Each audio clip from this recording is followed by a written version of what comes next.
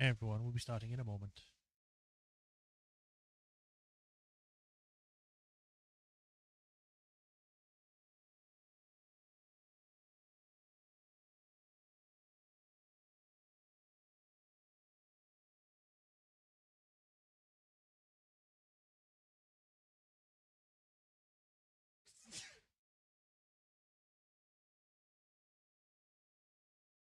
Okay.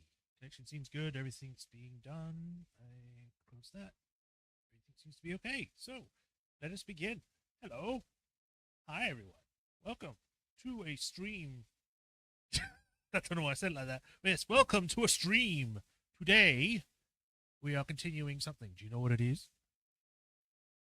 Yes, Great Ace Attorney. We're going to be seeing and starting the second game in this collection, the Great Ace Attorney Chronicles.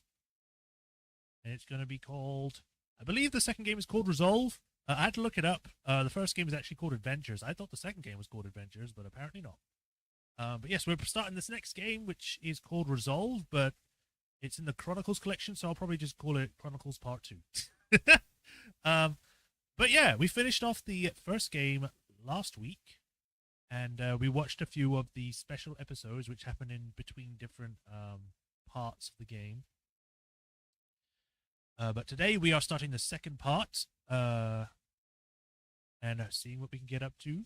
Last time we had managed to prove Gina's innocence. We had our final farewells with Susato, where she went back to Japan to care for her sick father.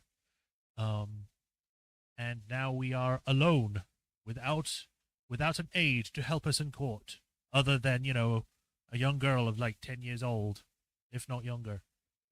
So yeah, things are gonna go fine, aren't they? Nothing bad's gonna happen until Susato comes back. It's gonna be great. Other than that, I think that's everything. So yeah, it's gonna be fun. We're gonna see what's gonna be going on. We're gonna see if we're gonna get to see more of Van Zeeks, if we're gonna get to see more of Wilson, because there was stuff about John H. Wilson in the first game that was alluded to, so I'm hoping we get to go into that in this game. I mean, we would kind of have to because there's no other game after this one. So, yeah, look forward to that. So I guess we'll find out. Other than that, hope everyone had a nice weekend. Mine was all right. Had a good Saturday game and some other stuff. So, yeah. Without further ado, let us switch over to the game screen and begin. Hey, Balaroth, welcome. Case is so good in terms of the first case. Oh, well. Guess we'll see how that goes. If I can find it. There it is.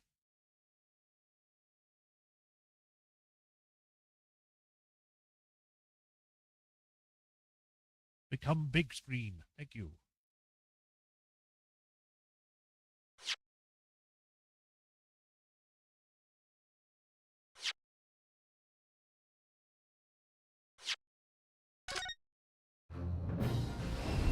Oh, yeah, it's here because we were watching one of the episodes that brought us here. Restream. Sound is not picked up. Show me there. Show me here. All good. Awesome. I guess we can go straight into it. I think in order to do the next one, we have to select Adventure.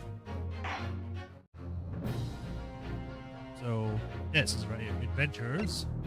Resolve. Ooh.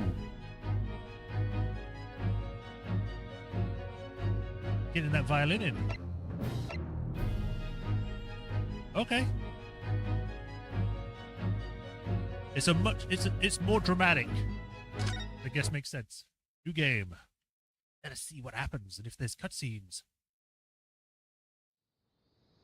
Ooh, cloud.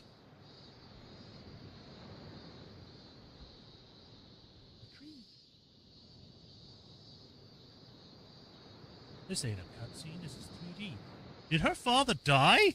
Standing here in the bright sunshine, looking out over the vast ocean. Those days in London seem like a dream. But I do miss my time in England's vast capital.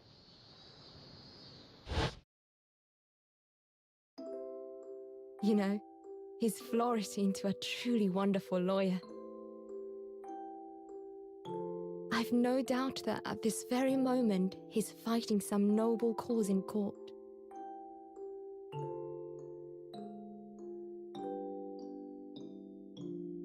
Forgive me for taking so long to come to visit you.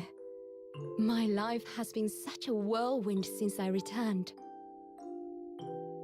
And no one could have predicted what has happened. Just 2 months after arriving home. All the cutscenes are 3D in this game. I find myself punished with another awful crime. Whoa!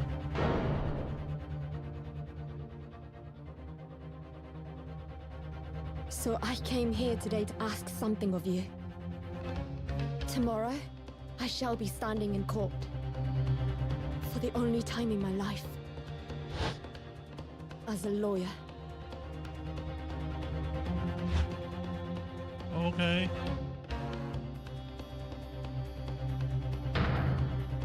Wait a minute. So please. That's the person from the first game. Guidance. Kazuma-sama. Okay, so it's not. Okay. I thought it was her father that was in that grave. Okay, that makes more sense. Not just as much. Ooh, fancy. Adventures of the Blossoming Attorney. Interesting. So I guess I have to be Susato in this case then. Awesome, cool. Female lawyer, let's go!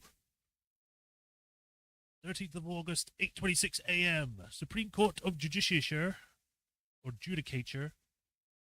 Defendant's Antechamber 3. Okay, then. Did they change her voice actress? It sounds like, it sounds slightly different to the first game, but that might just be because there was very few instances of when she did speak, like with the voice.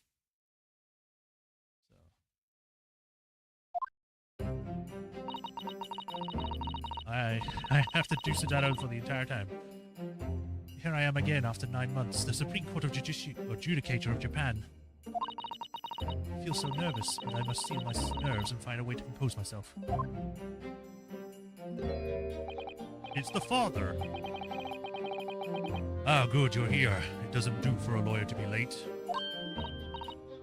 Oh, yes, good morning, sir. I hardly recognize you. You're you cut a fine figure, counsel. But you look as white as a sheet. Those white eyes aren't doing any favors either. Oh dear. But the truth is, it's so incredibly nervous, I feel utterly nauseated. I almost wish that I'd never been born. Goodness, not the sort of thing a father hopes to hear from his daughter, I must say. Eugene Mikotoba, Professor of Medicine of the Imperial Yume University. A man who early in my life traveled to Great Britain to study the latest advances in forensic medical science. And of course, my brilliant father. Brilliant. I don't know who this is, so... excuse me. Oh, wow, okay. I don't know what your kind of voice would be at the moment. So, would I be correct in thinking that you're to be my lawyer today? Nah. Would I be correct in thinking that you're to be my lawyer in court today? Oh, yes, that's right, miss. Well, I want to thank you for agreeing to represent me. I swear on my life.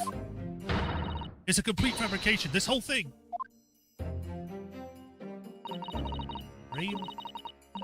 Oh my god. I immediately got this one. Remember me? Remember me. Is she gonna be important then if it's this name? Like, remember me? Hey, remember me? Born the same year as I and my greatest friend. And we only just know about her now? Okay. Although unusual for a woman our time, she works at the University Research Laboratory, helping my father. And sadly, she's the defendant in today's trial, accused of committing a truly awful murder. Are you feeling alright? Since we started talking, you seem, well, to have become a little flushed. Oh my, it's just that... You look so gallant and dashing. Sorry? And when I fall under your intense gaze, well, it makes me feel rather bashful. Goodness, I don't think she knows. She hasn't realized who I am. Typical father laugh. It would seem my little plan for this trial is going to work. Oh, what do you mean, Professor Nikotova?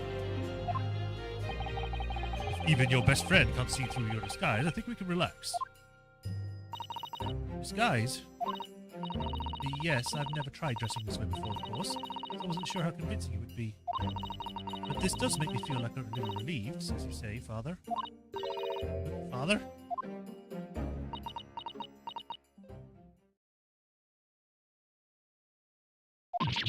What? Is that you, Susato? I'm sorry I didn't say something sooner, Ray. It's just that... No! What are you doing? What's going on? What? Times 5? That varsity uniform, that varsity cap, that varsity cape, that varsity badge! Look at you! You look for all the world just like a student of the Imperial Yuma University. A male student! I'm so glad you think so. It means all my preparations have been worthwhile. I woke up 4 this morning to make a start. It took you hours to get dressed as a guy? Yeah, I guess. But I don't understand. Why are you dressed like that? Well, you see... It was the only way. The only way she would be permitted to the Supreme Court to take on your defense in this trial. My defense?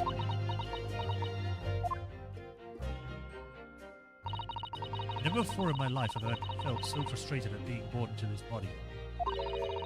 Courts in Japan are barred to women. We're not even allowed to set foot inside the courtroom. I mean, you did it last game. Although I guess that was like for a brief moment and just passing on evidence. Despite the fact that the laws of the land apply to all people, male and female alike. But women are forbidden. Just for today, I'll be leaving my true self at the courtroom door, so that I can act as your lawyer. Oh, Susato, you'd go to such lengths for me? I barely even know you. Of course, you're my greatest friend. I just worry that I shan't be the lawyer you deserve. Oh no, I have complete faith in you. Ray. It's so strange, though. I mean, you're such an accomplished judicial assistant already. And yet, just because you're a woman. What a wretched reason! I mean, why shouldn't you be allowed in court? You're so gallant and dashing. I think it's awakened something in her.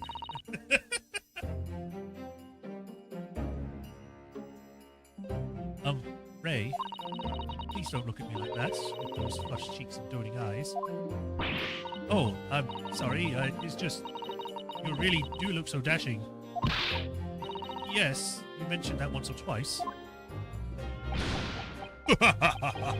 You should be pleased. It means you look convincing as a man.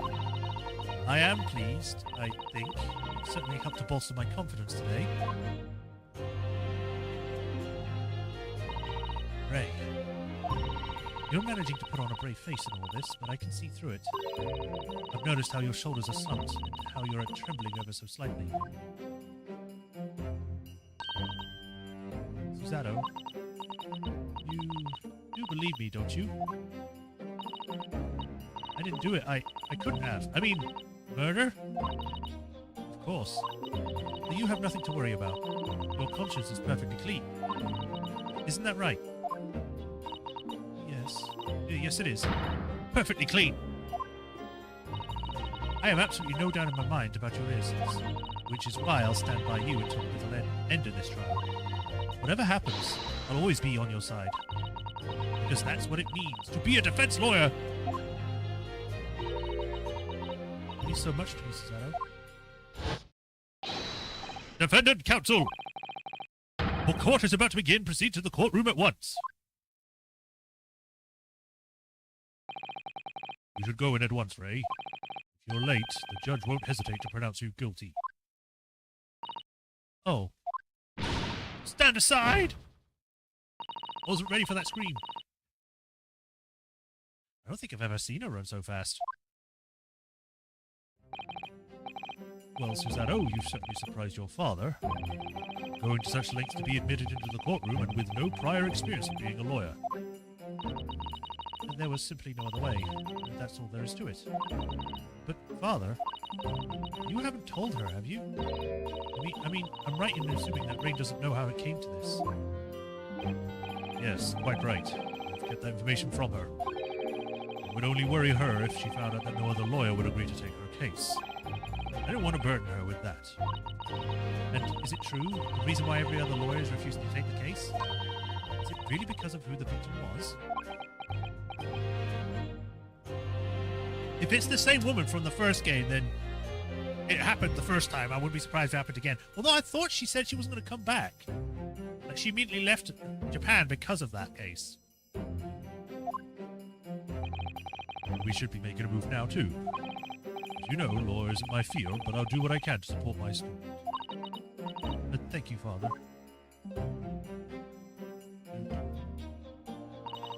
I'm Susato Mikotoba, a judicial assistant. 8 months ago, I accompanied a student of law on a study trip to Great Britain. But 2 months ago, due to unforeseen circumstances, I found myself back in Japan. Unforeseen, in that her father was sick. And that was about it. I guess he's fine now.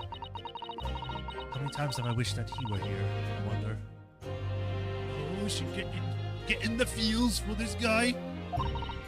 Still, I have no choice now but to steel myself for the trial ahead.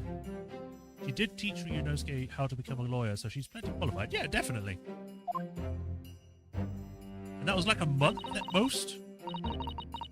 Wish me luck, Naruhodo-san. I wonder if they'll ever do a thing where it's like, you can just call me my name without having to put an honorific in it. Because that's actually kind of personal for people from Japan, where it's like, when you drop the honorific is when you actually are like, you consider them very close, regardless if you want to be, married or whatever. 9 a.m. Supreme Court of Judicature, Courtroom 1. Oh God, it's him again. This court is now in session to hear the trial of Brave Mbami. Prosecution is fully ready to proceed, Your Excellency. Why do you have to always come back? You always got to ruin my throat for the first half of the game. Oh, wow. She does look really cool. Can this be your normal outfit from now on? Defense counsel, are you ready? Yes, Your Excellency, we are ready. Ready. She's doing the same thing as Naruhodo did. Ah, yes, counsel. According to your registration details, your name is, Ryutaro Naruhodo. Is that correct? Sorry? Oh, yes, I had to come up with a suitable nail name for you in this little adventure, so I made you married to the other guy by taking his name. So I'm afraid I had to simply put down the first name that sprung to mind. Well, counsel... yes, that's right. That's me. Yes, I'm Ryotaro. He who has vowed to uphold the pride of the great Naruhodo clan. It seems Ryotaro may need to consider how to better uphold his manly act first and not overdo it. Those wild, wide eyes aren't doing any favors either. Just relax and listen. Naruhodo. A fresh face in this courtroom, if I'm not mistaken.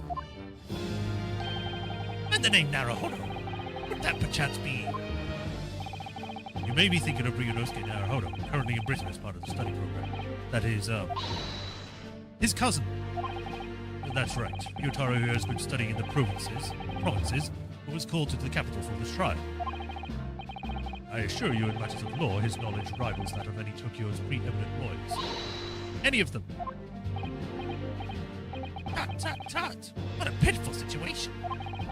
Having been rejected by every lawyer in the capital, the accused he had to call in a country boy. How dare you? Susanoo is every bit as gallant and dashing as any of your Tokyo attorneys. I won't have you think in fun of her, making fun, Her? Her? Oh, please be careful, Ray. What an unrefined tomboy we have here. But I wonder, is your gallant and dashing lawyer up to the challenge of defending you? His wide, Scottish eyes very much suggest that he is not. I'm so nervous. Now that I'm standing in his shoes, I'm starting to understand why Naruhodo-san goes through. Or what he goes through. Like it or not, eyes weren't to flit.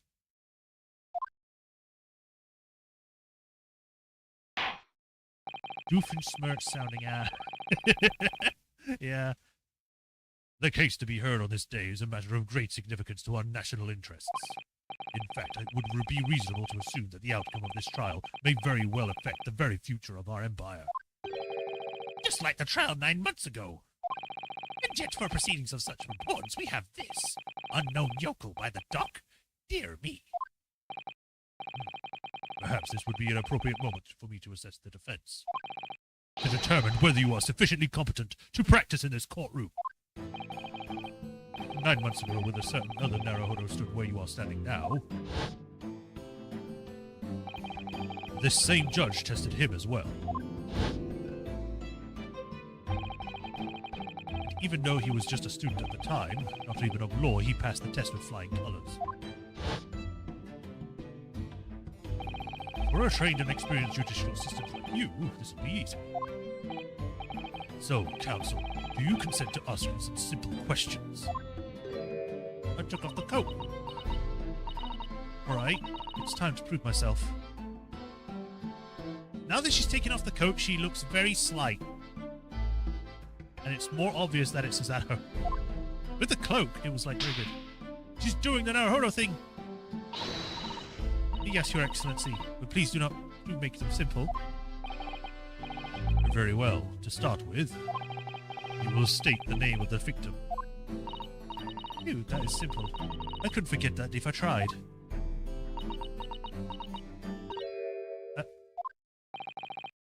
What's the matter?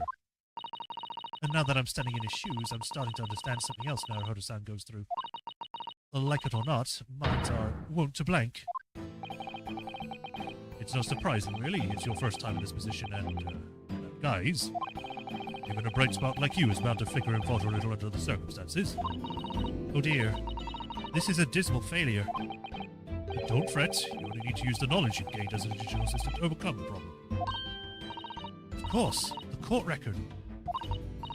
Yes, the answer will be amongst all the key information about the case, the court record. But that is right. Use the E to open the court record. Use the what? It's like, I like to think that when they switch positions, she suddenly starts hearing all these buttons, where before she didn't hear them. So now she's like, wait, what? The E button? I don't have buttons. And what is a button? Now you need to flip through the people section and E. And don't take too long over it. His Excellency is watching you closely. Alright, I'll check the court record with E, I guess. That's where the information will be I need. It's okay, Rapatron, welcome. I'm waiting, counsel. What is the name of the victim in this case?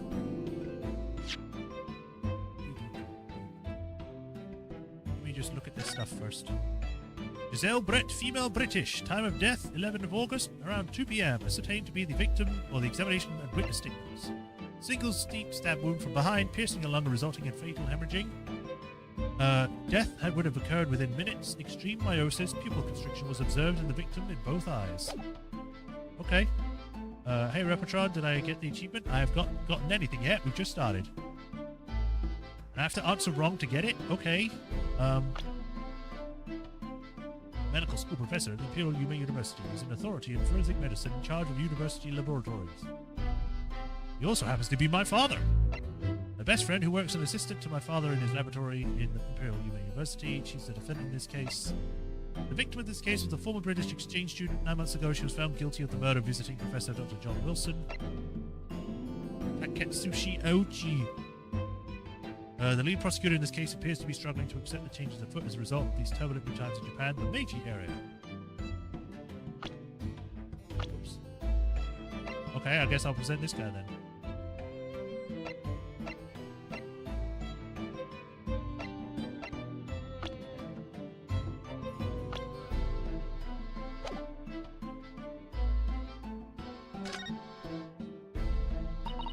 The victim in this case is, yes, Prosecutor Taketsuchi Ochi.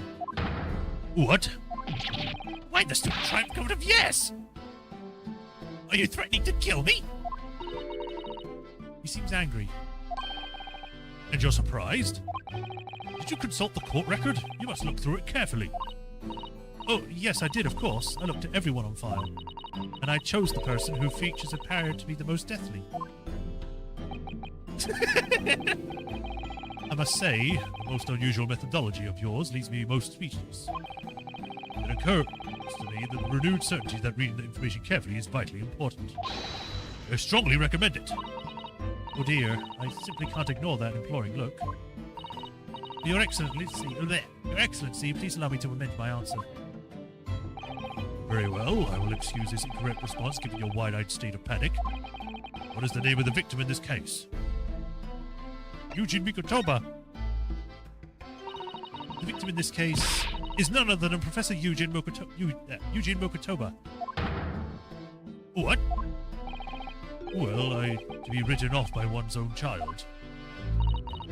Father, you seem suddenly so much older and wearier than you were mere moments ago. Because of you, clearly. The judge is asking for the victim's name, the person who was killed in this case. Look through the information in the court record again, carefully, before you kill me for mercy's sake. Oh dear, I simply can't ignore that disapproving look. Hey, achievement! Your Excellency, please allow me to amend my answer. Both the defendant, she has awakened her lesbian side, I guess, through this thing, but we haven't spoken to her much yet. Very well, I will excuse the incorrect response given your wide-eyed state of panic. What is the name of the victim in this case? Yes! She's doing the same thing. The name of the victim who lost her life in this case is Miss Giselle Brett.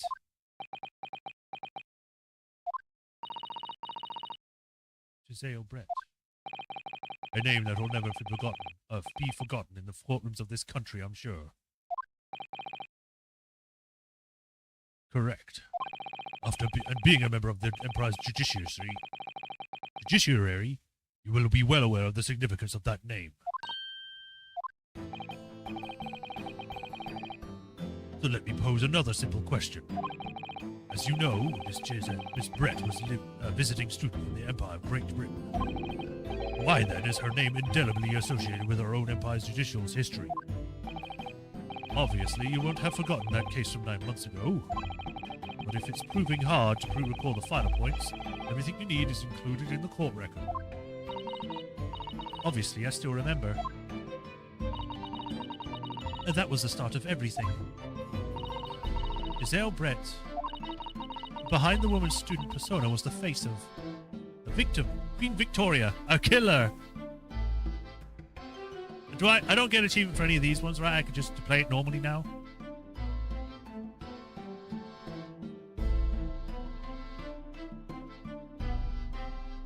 I would assume that I'm fine just continuing.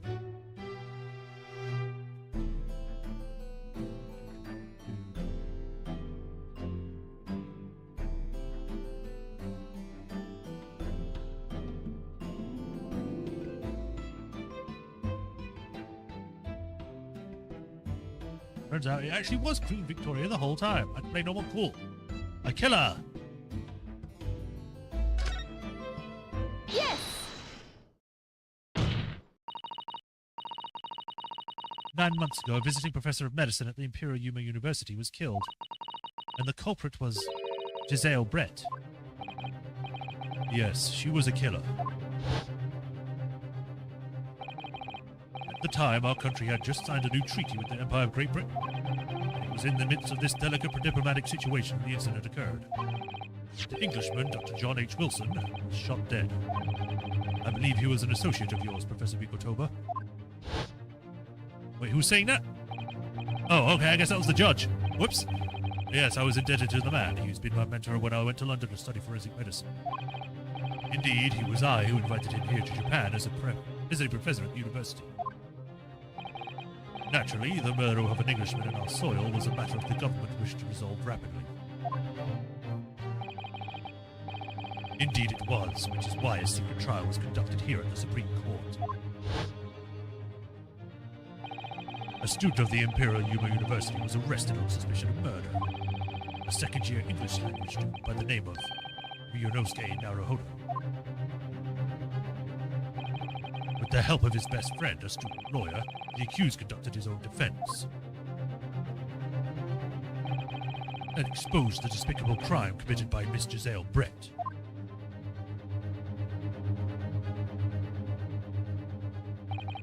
Miss Brett eventually admitted to her crime. However, when the question about the motive that drove her to take Dr. Wilson's life, she gave no satisfactory answer before the trial reached its conclusion. Immediately after the trial, the British government brought its consular jurisdiction into play. We were unable to sentence Miss Brett according to our empire's laws. It was decided that she would be removed from Shanghai, China instead. Why Shanghai? There's a British consular court there. Correct. I oversaw the negotiations personally. The date of her transfer to Shanghai was finally settled upon last week. All that remained of our empire's obligation was to see the woman safely aboard a steamship. And yet, the very day before her departure, the Englishwoman was killed. It took you several months to get her onto a steamship? What?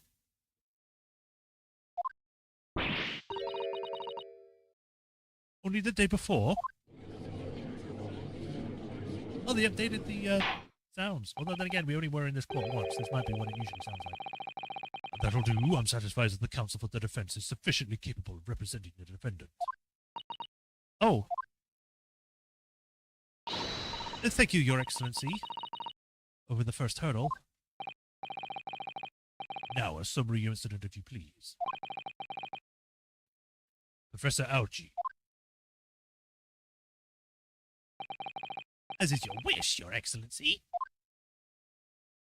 The repugnant crime took place on the 11th of August in broad daylight, where there were seagulls, a beach, and a nice sandcastle. On the outskirts of the Imperial capital under a bright blue sky and a secluded bathing spot by the sea, there was a crab. The incident occurred outside a small beach hut erected for bathers to rest or change their clothes. The cause of death was a single stab wound to the posterior abdomen. What? Okay. Posterior is bottom, but that's the back. Anyway, the pierced the victim's lung. An injury which proved fatal.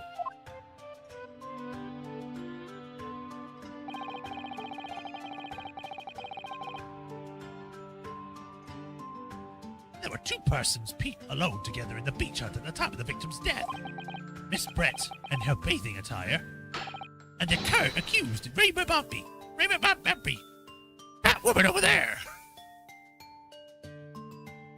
But the picture that we saw, or at least the picture that it shows, is her fully dressed with the stupid hat on still. Accordingly, there could be no doubt of the accused's guilt, especially when we consider she had a powerful motive. The police arrived rapidly at the scene and promptly arrested the young lady.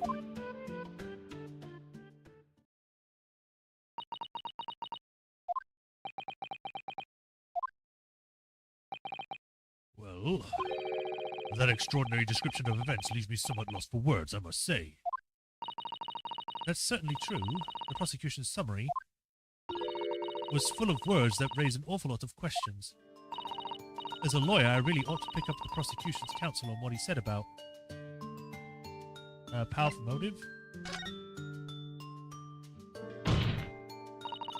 You're clearly exaggerating. Powerful motive is a blatant overstatement. Is the yokel boy using long words he doesn't fully understand? I beg your pardon? No matter. Let us put this to the accused, shall we? Mbabi-san, you're a research assistant at the Yume Imperial University, I believe.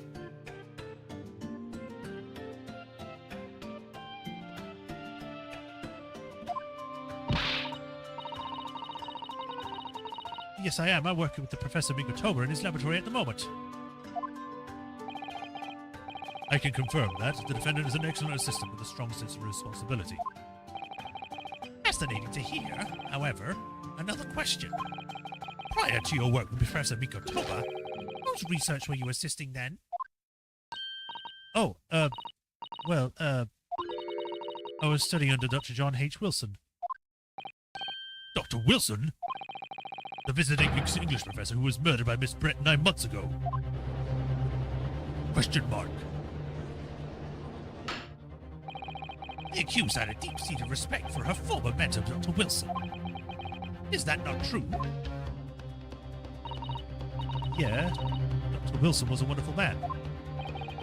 Interesting. Then tell the court what deep-seated feelings you had towards the Englishwoman who killed him. Well, obviously I would fill with hatred for what she'd done, in powerful hatred. Oh no, Ray, be careful with what you're saying. Ah. The motive was revenge. Plain and simple, Your Excellency. Well, it was clearly a trap all along. How wicked of him to use Ray's undying respect for her mentor figure against her like that. I must find out more details. There's something we can use to bolster our defense. As a lawyer, I really ought to pick up on the prosecutor saying about being alone together, the bathing spot. Alone together, I guess. Membami-san. Yes, what is it? Naruhodo-san. I'm really starting to wish we'd made my alias Ryutaro Suzato. Please tell the court why exactly you were present at the bathing spot with the victim in the first place. And why you were alone with her. Oh, well, no, that's not true. It wasn't like that at all. There were other people present, a detective who was guarding Miss Brett for starters. I was just asked to accompany Miss Brett as a companion, that's all. But let us be clear. At the moment of her death, you were alone together with the victim in the hut.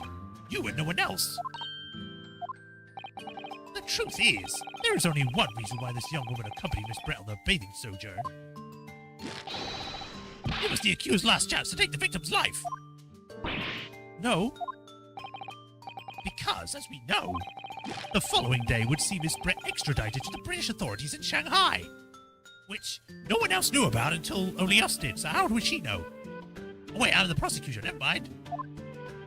The accused would never have an opportunity to dispatch her again.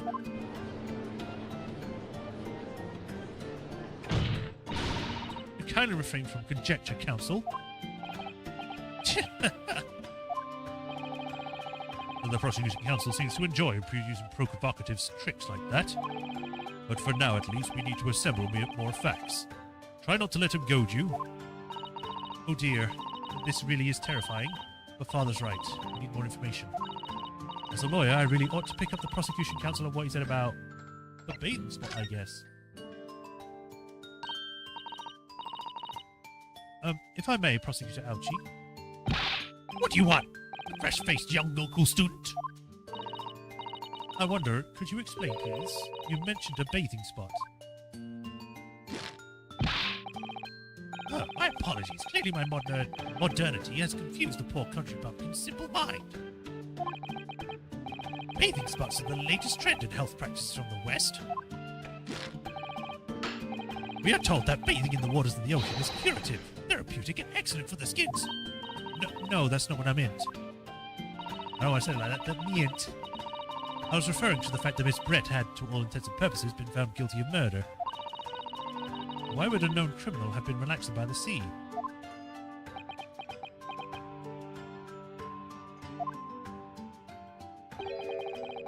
For all time's sake, I believe.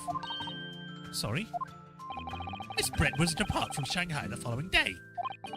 Her final wish, as it were, was to enjoy a day on our country's wonderful coast. And the British Embassy put extreme pressure on our government to comply.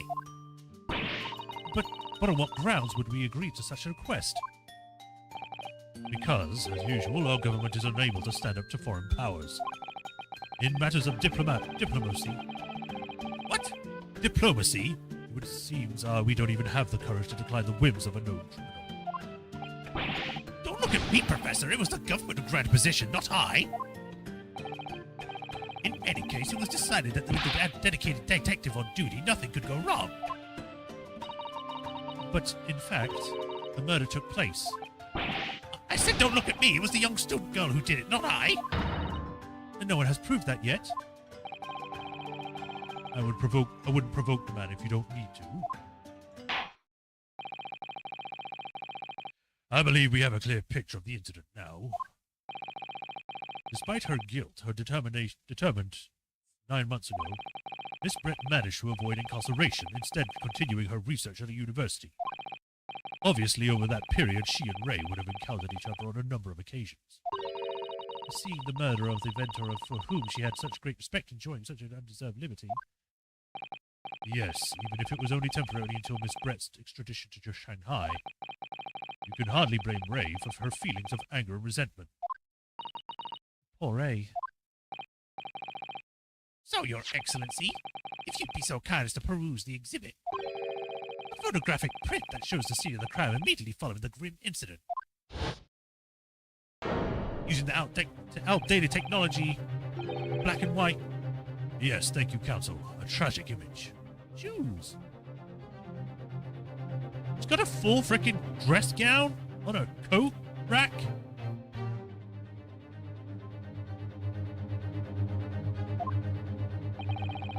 Why is there a wine glass, but she's holding a pen? As you can clearly see, there's nowhere within the hut that anyone else could have hidden. The court will accept this photographic print as evidence. It's clearly visible. As I understand it then, the victim and the defendant were alone inside the beach hut at the time. This is deeply troubling, I must say. The finger of guilt points firmly at the defendant.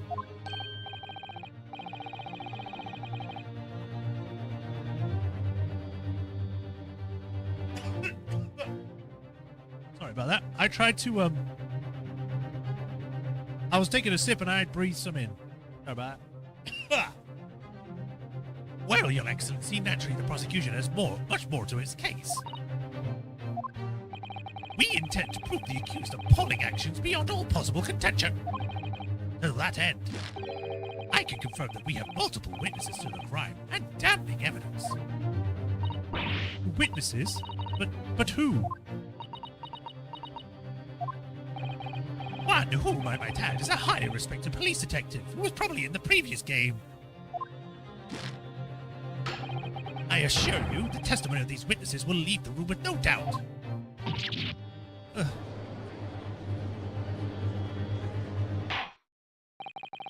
Very well, Counsel. Bring forth your witnesses. I, Teketsuchi Ouchi, have been waiting for this moment.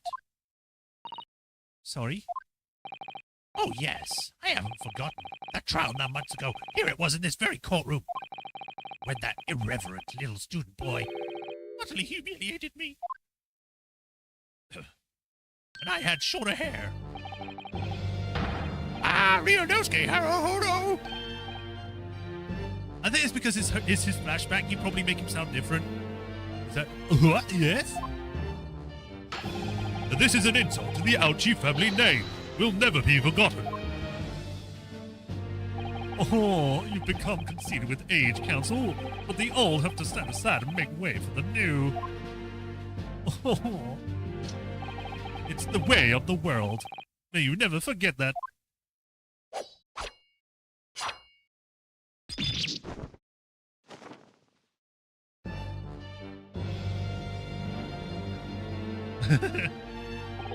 Strike the head of a samurai whose topra has been cut, and the bell of cultural alignment tolls. Yes, on that fateful day, my former self died. At the start of your own mini Meiji revolution. Are you modernizing as well, Counsel? Silence! I kill you! Since I swore revenge back then, there has been a minor miracle atop my head. Observe the algae growth. You see? You see the seed of hope sprouting forth from the barren expanse of my own crown? I think that tiny growth is trying to tell me something. I'm afraid I can't really see. Where is the hope exactly? I said silence! I kill you!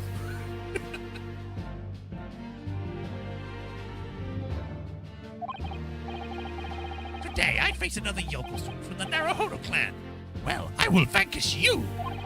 And my victory will be fertilizer for the seed of hope atop my head. You have been warned! And with that, the prosecution calls the witnesses to the stand. It looks like the stakes are high on both sides in this trial.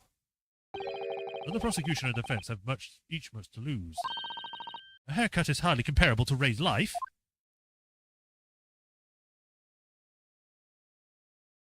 Yeah, I knew it was you. You have a turtle on your head? You? What are you doing here? Witnesses, please state your names and occupations for the court. Chief Inspector Sarutoa Hosanoga. For Imperial Police Bureau, I'm in disguise, obviously, so I can't go undetected. And I am, well, the next big thing in books. An author renowned throughout the capital, in fact. Yes.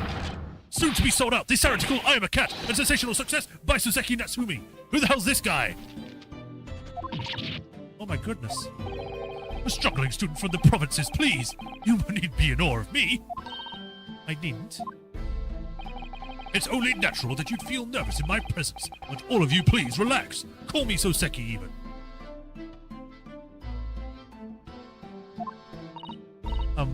Yes.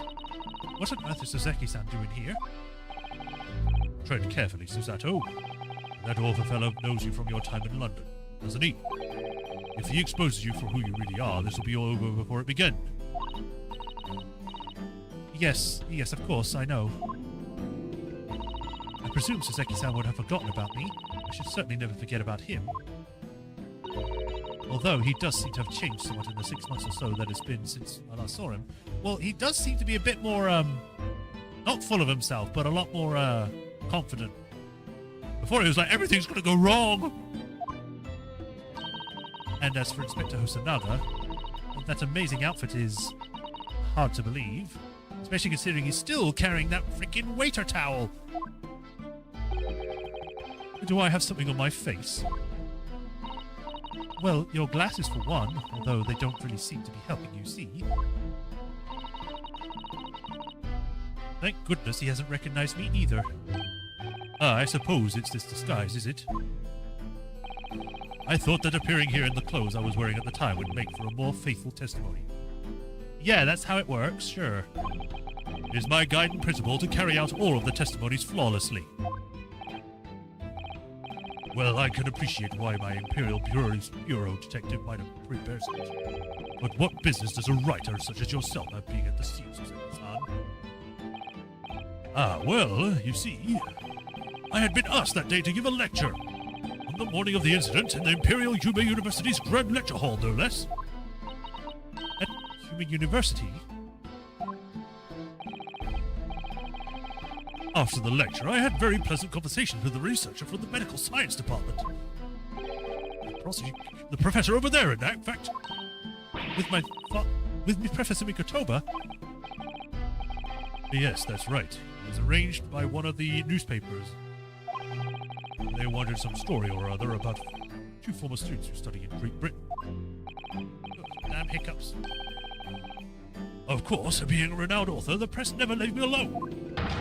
Secretly spy, snap shots, scribble stories, and scrap my privacy. As you can see, the conversation was written up in this newspaper here. Read it at your leisure, my provincial struggling student friend. I have plenty of copies. Thank you very much. He practically threw that paper at me. The Soseki Natsumi article has been entered into the court record. Interesting. Anyway, following my interview with the professor, I will not listen to the rest of that for the moment. Let me see. Oh, wow. It looks like he's hit him in the throat with his hand. The Purita! That's a weird picture.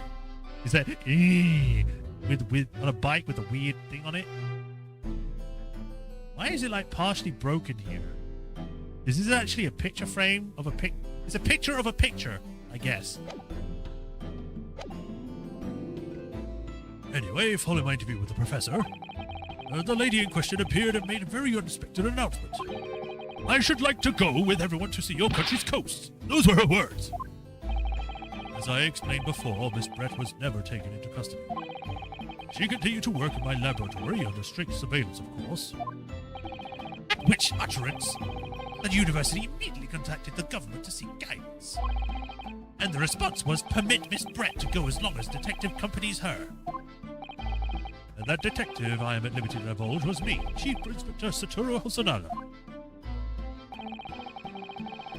Thereby, the entire party departed cordially for the seaside, it seems. It was extremely challenging to clear out all other members of the public from the vicinity of the beach. You're still dying, I take it. But unfortunately, I'm at peak physical fitness at the moment, so I was able to carry out my duty flawlessly.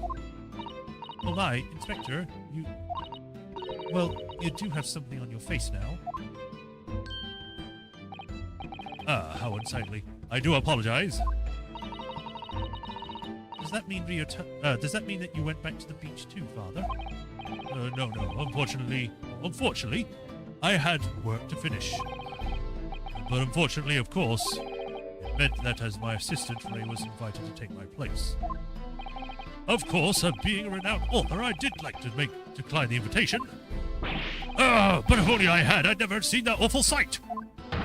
Relentlessly racked by remorse and regret. Very well, I must now ask you to present your formal testimony to the court. You will give an account of all that you witnessed in your impromptu excursion to the coast. Of course, Your Excellency. Relentlessly racked by remorse and regret I am.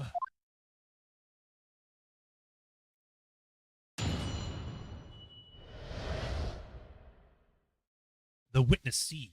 On the day of the incident, I was ordered on a special surveillance assignment in this disguise. I just managed to catch that crab when I suddenly heard a caterwaul? I don't know what that is, but from behind me. I ran into the beach at hut at once, where I found the pair in question. Yes! That young girl was astride with the Englishwoman, dagger in hand, as she stabbed wildly. I saw blood on the blade. It proved to me that she'd stabbed the victim multiple times. Indeed, it does appear from the testimony that both witnesses were present, saw it all. The very moment of this heinous crime. What? Now, if you will recall, I promised evidence as well. What phrase did I use again? Ah, yes, that was it. Damning evidence. What have you had there, Counsel? So-called fountain pen, is it? Correct, Your Excellency. I found it at the scene while examining the body. It appears that in her dying moments, with her final ounce of strength, the victim clutched a piece of evidence that would positively identify her killer. What? Your Excellency, if you would cast your eyes over the photographic print of the crime scene once more.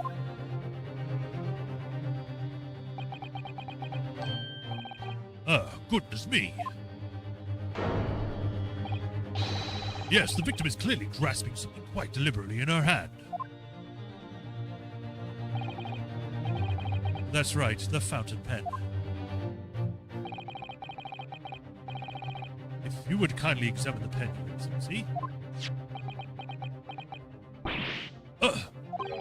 The owner's initials have been engraved into the ebonite barrel. R.M. Remember me. The initials of the defendant. No. She's doing the same actions too. She's literally just Naruhodo 2.0. This fountain pen will be admitted immediately as critical evidence. Fountain pen has been entered into court record. So, have I admitted anything? I can't examine it? Oh, okay. Decisive testimony and damning evidence. There's a bright blue sky outside the courtroom house today. Perfect weather to ascribe guilt, I feel. I don't understand. The prosecutor out here 9 months ago had none of this man's poise. Counsel for the defense, you may begin your cross-examination now. Naruhodo-san! Naruhodo. Oh, that means... Oh, yes, me! Is there another Naruhodo in my courtroom? Actually, there isn't even a single Naruhodo in your courtroom. Not yet, anyway. Doesn't your Taro? Taro, pull yourself together, please. Alright, I've seen this countless times as an judicial assistant. Find inconsistencies in the witness's testimony and prove that they're lying somehow. And that's all there is to it. That's how a real lawyer would handle a cross-examination. Now let's see what I can do.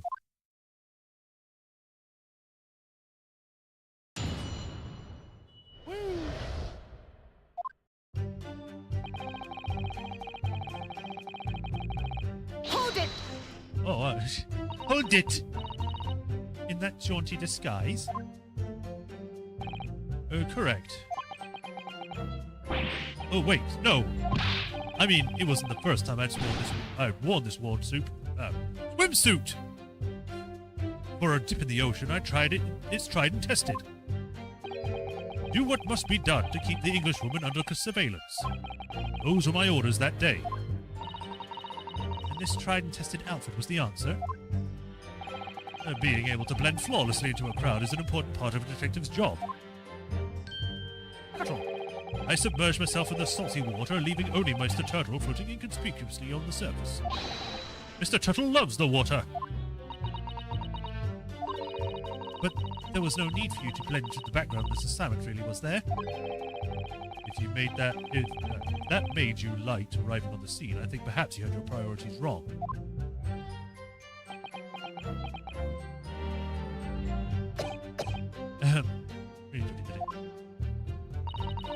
Perhaps I should pursue this line of questioning any further at the moment. You look so concerned.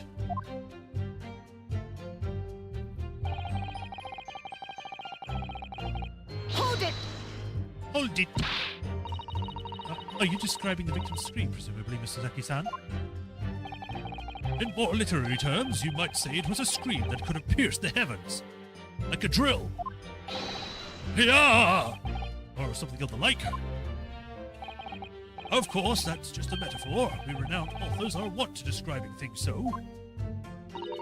Saseki-san wasn't at all like this in England. Anyway, I spun around in that noise and the beach hut immediately fell under my gaze. Yes, the beach hut. The area popular with the government ministers. Many have seaside retreats that there for rest and recuperation. Locals are prohibited from entering the area, so it's very quiet. The beach hut is a simple structure erected as a place for people to change or take refuge from the sun. Although the Englishwoman commandeered the hut for herself, which meant that I was forced to change into my swimwear on the sand. I imagine that was rather embarrassing for you. Well, anyway, I tossed the crab aside and headed for the beach hut at a run. Or, in more literary terms, I decrabbed and beetled off hut-wise. Okay. Ow! That caught on my shoulder. Hold it! Wait, by paired, you don't mean to say. But how could that be? No, you misunderstand. I'm main victim and the defendant, Ray Mamani-san. Oh, I would have been very helpful if you could have just said that from the outset.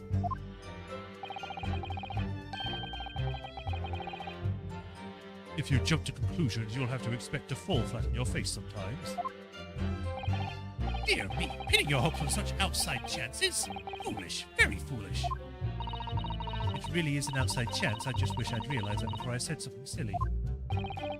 So, Inspector, why don't you tell the court exactly how you found the aforementioned pair in the hut?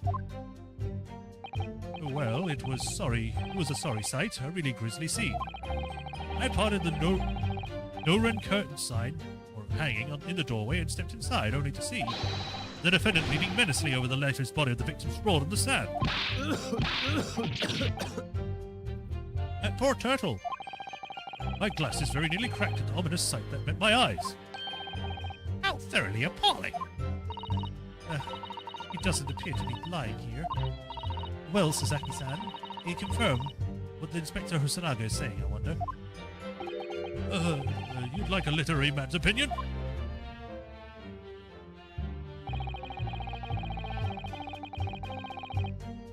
Hold it!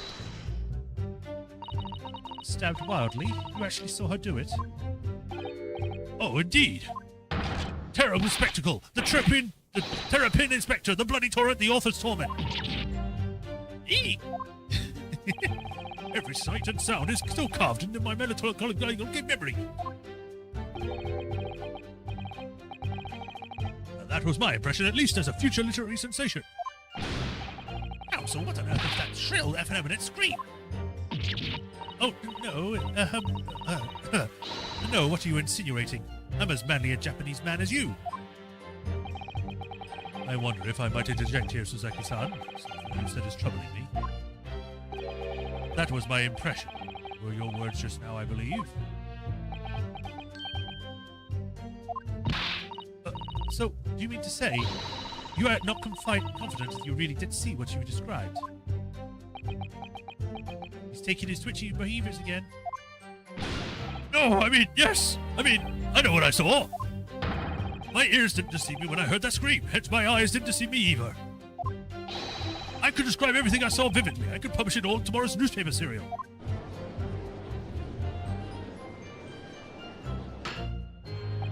It sounds as though the next installment of I Am a Cat may take a macabre turn. I think this is a fool's errand. The more we press the author friend of what he saw, the more entrenched he's going to become. Oh dear, how awkward.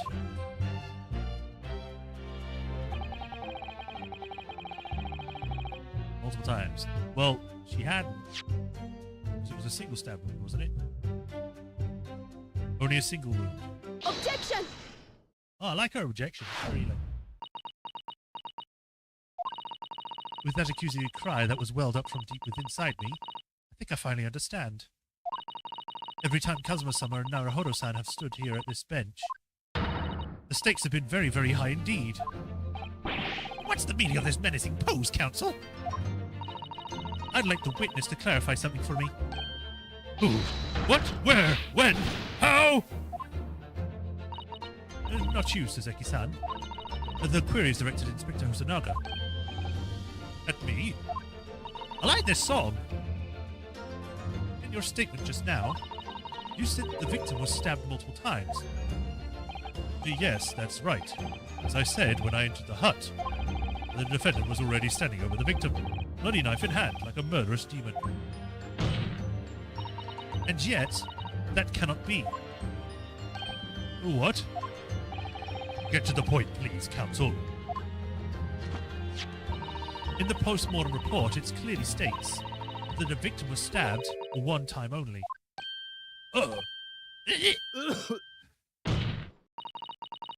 In other words, Inspector Hosanaga's testimony is clearly flawed. And Suzaki-san, Me? you claim to have seen Memabi-san in the throes of stabbing the victim. Yes, I did. I wildly. But both you and the inspector confirmed the same point, that there was already blood on the knife that you saw the defendant holding. Yes, and? It's quite simple. We know the murder weapon was used to stab the victim only once, therefore, there is no way there could have been blood on the knife if that single stabbing hadn't already occurred. True. Then what exactly is your contention, Counsel? Are you going to tell us? Yes, Your Excellency, there's only one logical conclusion. What Suzaki-san in fact saw was not the moment of the defendant stabbed the victim at all, but the moment that the defendant in fact withdrew the blade from the victim's body. That can't...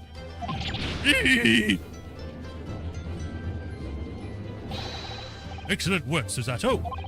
You exploded them without objection and then proceeded to pull them apart systematically. Objection! Well, well, this takes me back.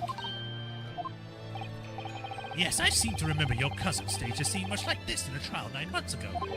A half-witted child with a half-baked objection, attempting to steal the show. You're right, there were certain similarities. Except that so-called half-witted child managed to outwit the prosecution, who was only a half head of hair. Slander! My head is quite adequately dressed. In any case, all this talk of stabbing is withdrawing and multiple stab wounds. It makes not a jot of there. I can't speak because his voice is very annoying. What? Why not? Engage your brain, young man. When the accused first plunged the deadly weapon into the victim, that was the fatal blow. And it was that moment, just as she had withdrawn the blade ready for her next strike, that the witness saw. The knife had already tainted with blood because the accused had already stabbed the victim. All you have successfully shown with your little display is that the moustache alpha is prone to moments of extravagance. Sorry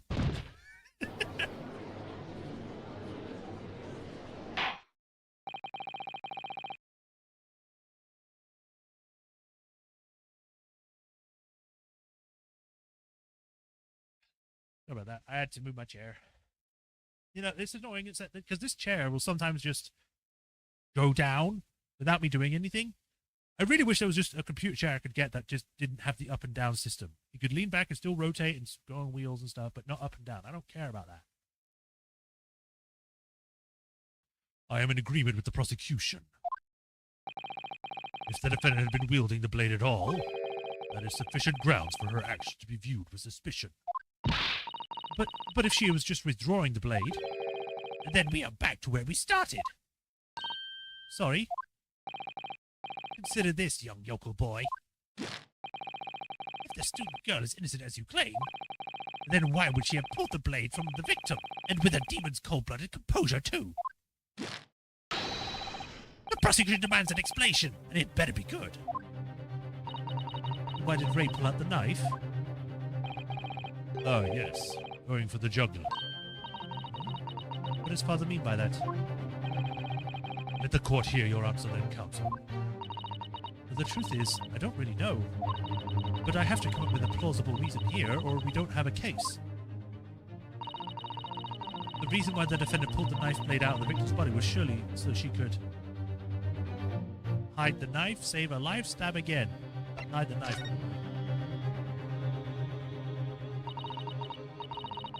I think it was possibly so that she could hide the murder weapon. Objection!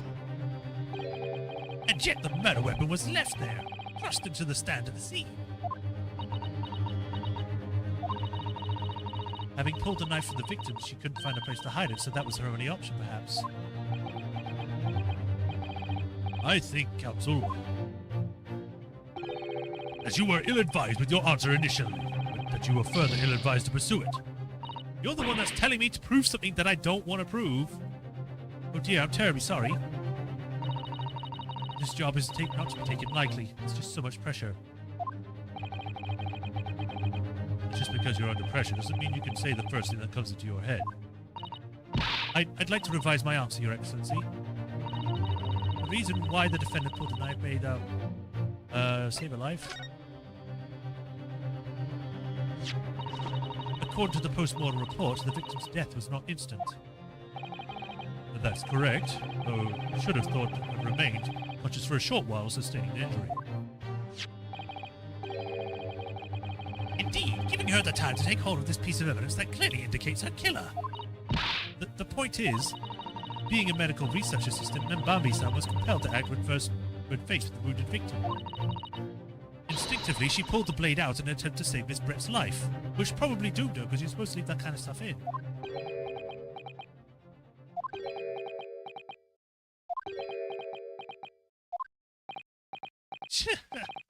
Did you hear that, Your Excellency? It would seem that this is the best we can expect of this young yokel. Indeed. Is it just me, or does it suddenly feel much colder in here? Your Excellency, if I may. Speak, witness. I would like another opportunity to testify. I respected the slipshod assertion just put forward by the Yokel Defense Council, I mean. The slipshod? An excellent idea, Inspector. Our young yokel hopeful has a modicum of knowledge when it comes to law, it seems. But in matters of medicine, he appears to possess not one iota of common sense. Very well, Inspector. I will permit your request. You will testify again before the court on the subject of the defendant counsel's assertion. Yes, sir. I will do it flawlessly.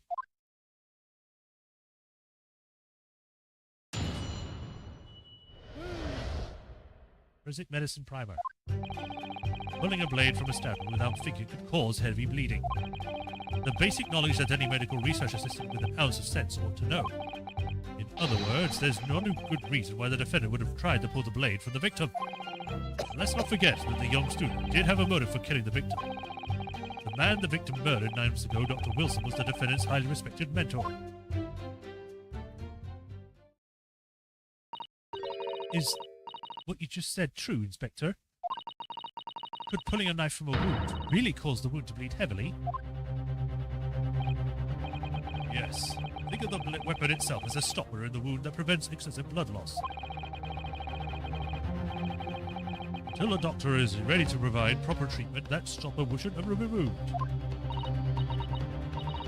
Oh, I see. Ha! This is why yokels should stay on the farm. Even a quack from some obscure mountain village could have such basic knowledge. Anyone who's ever given someone a little poke with a knife and pulled it out again knows it. Oh, well, I've never stabbed anyone, you see, or pulled a blade out of a wound, so... Of course you have. I'd bring you up to behave like a bandit. Father, is it true, what they're telling me? Yes, it's a basic remedial knowledge of medics. Ray would have been well aware of it. If she were to claim ignorance of such fundamentals, that would prove fatal in many ways. But then, why would Ray have done it? Would she have pulled out that knife in full knowledge that it would be fatal for Miss Brett? I don't know. Ray never once mentioned anything about the knife to me. It seems almost impossible to believe, but... Could my friend actually have... Susato! Yes? Pull yourself together. We mustn't lose sight of why we're here. Counsel, it's time for your cross-examination. Oh, yes, Your Excellency. However, I must warn you that if your cross-examination fails to identify any issue with the established facts, I'll be moving into my adjudication immediately afterwards.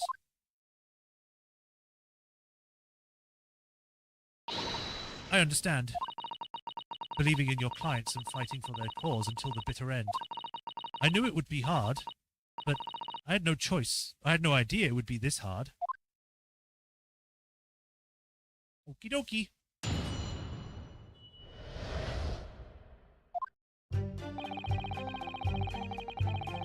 Hold it! You'd say doing it without thinking could be a problem. Does that mean that if you used due care and attention, it would be all right? I wouldn't have thought this needed spelling out, really. But the blade is like a stopper in the wound. Move it, and serious hemorrhaging will occur.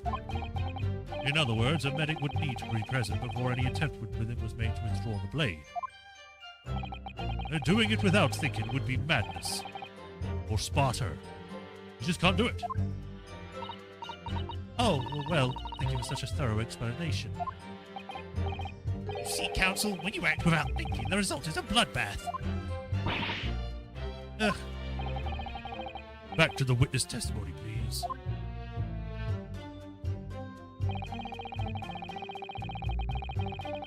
Hold it! In that case, there's an obvious explanation here. Which is... Clearly, the defendant, Raymond Mammy, does not possess an ounce of sense.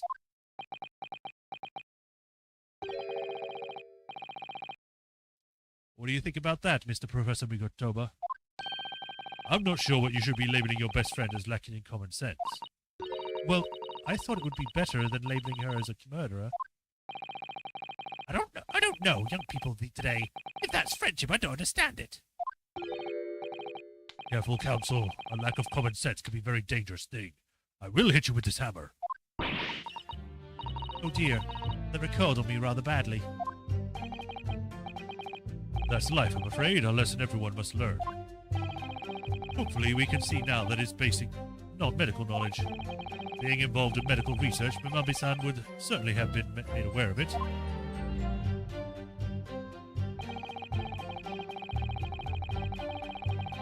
Hold it! But the defendant suddenly encountered somebody she knew lying on the ground, bleeding to death. The sight could have shocked her delicate sensibilities, causing her to remove the blade inadvertently. I really don't think inadvertent actions can explain this. He's stroking the turtle. I just noticed. The woman is a medical research assistant. I can't imagine that she would behave so irrationally. Oh, but irrational behavior is a woman's prerogative, isn't it? Oh dear, you have a lot to learn about women. Only a small-minded man has such bigoted views. Oh dear, perhaps I'm letting my male persona take a hold a little too much. Well, have I managed to convey the basics now? That should cover the medical side of the argument.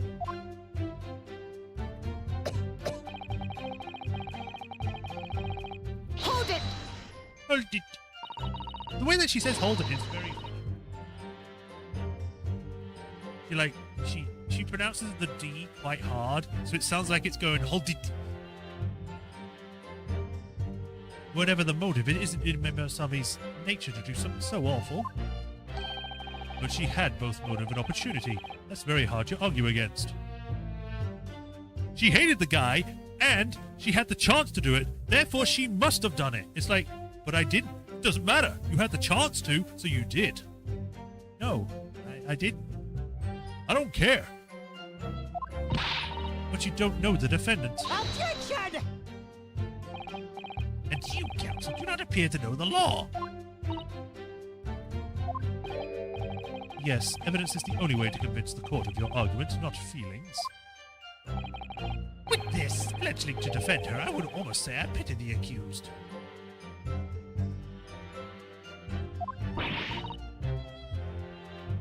So do I. Inspector, you will reiterate your point about the defendant's motive, please. Yes, Miss Brett has many ways the sworn enemy of Mimambi-san.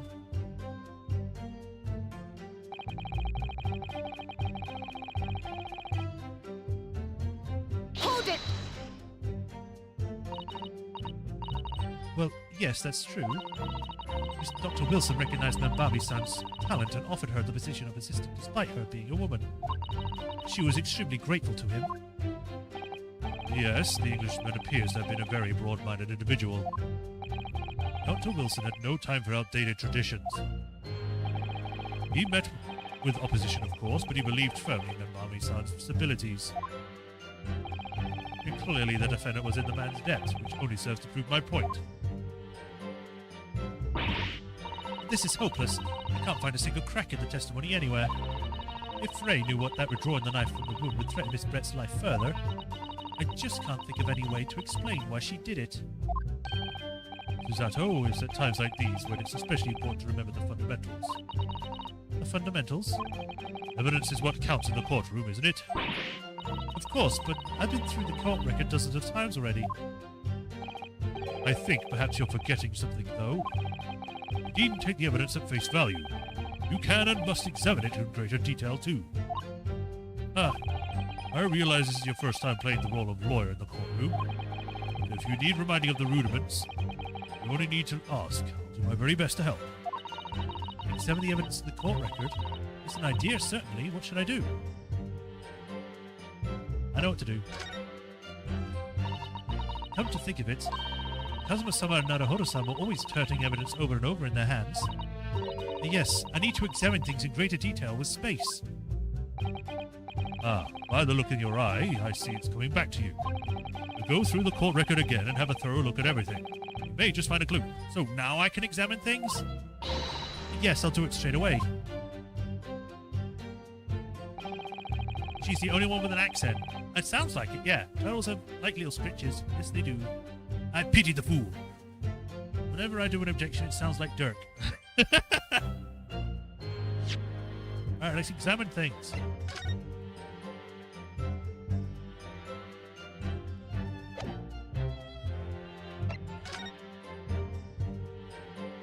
Oh, it's the rib place.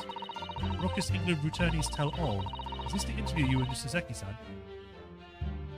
Is it, Father? It looks as though it was quite an exchange. Yes, he became a little over-animated when he was talking about his time in England. The photograph managed to capture the moment his hand karate chopped me on the neck.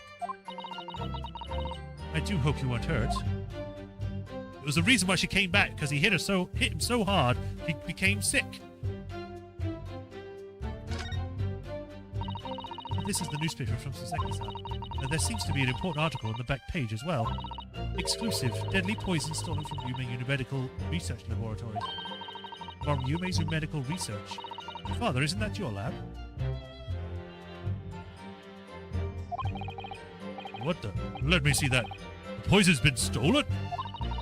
This is morning's paper that Sasaki-san gave us. Are you saying you didn't know? As embarrassing as it is for the head of the laboratory, I didn't. I've not heard any such thing. Where on earth could the report have gleaned his information? Come to think of it, there was no article mentioning the story in our newspaper this morning, was there? It is highly toxic poison we've been working on in the strictest confidence. Why? Why have you been working on a highly toxic poison? I'd put Ray in charge of the project. Ray? She was managing it? If what's written here is true, it means that she tried to hide the theft from me. And moreover, the details were leaked somehow. I don't believe it. You need to read this article very carefully.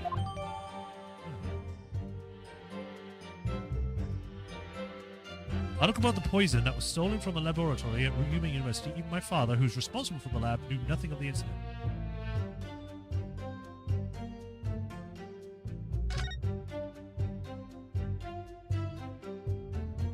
Okay.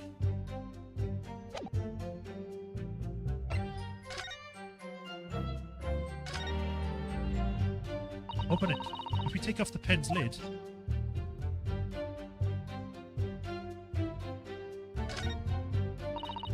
Nothing appears obviously out of the ordinary here, does it? The RM initials are very clearly engraved here. And the fact that Miss Brett was clinging to this pen in her dying moments is very clearly a message too. To identify her killer, you mean? I don't think there can be any really doubt that this is the key piece of evidence in this case. Oh, what's this on the bottom? There's some sort of emblem here, look. But isn't it a Yume University one? It must belong to some other organization, I suppose, a business of some kind. But that would seem to imply that the pen doesn't in fact belong to Ray. Ooh. Probably going to be important later. What do you think Japan wants to poison? To poison the Queen!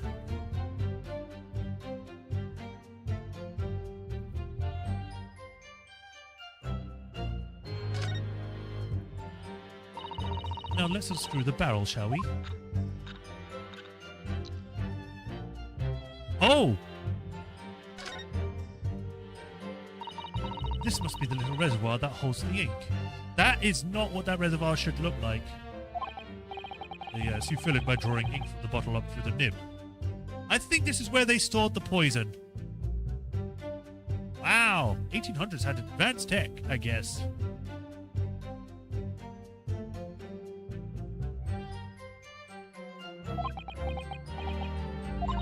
Is something wrong, Father? It's just that there doesn't seem to actually be any ink in there, that's all. Oh yes, you're right. It's pretty much empty. Well, it could be on the verge of running out, I suppose. There is a very small amount of liquid still inside the ink reservoir, and then we're going to prove that this is poison, and we're going to say, like, actually, it was this woman that stole it. What if we write with the ink and then try to taste it?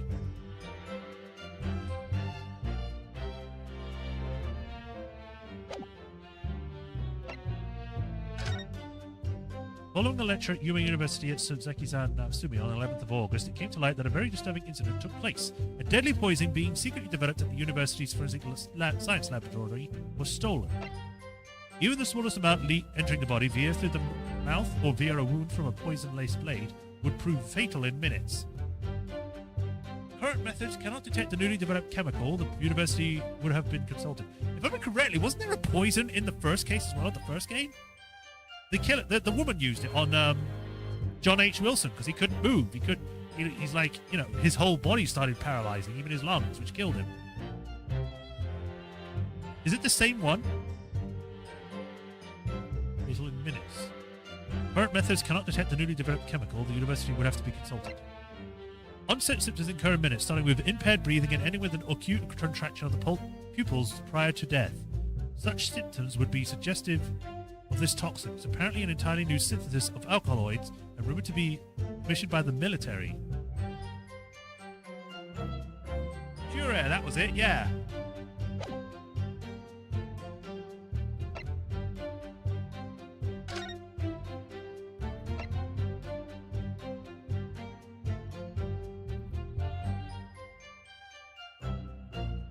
Extreme meiosis.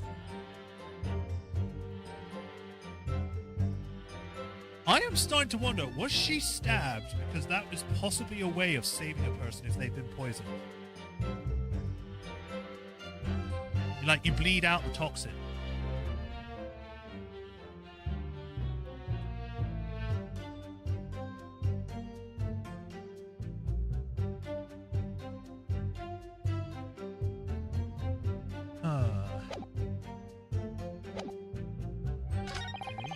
Basic knowledge any medical research is no. There's no good reason why the defendant would have tried to pull the knife from the victim. So we get the young student did have a motive for killing the victim. The question is, where do I present stuff? And what? Didn't have a motive for killing the victim.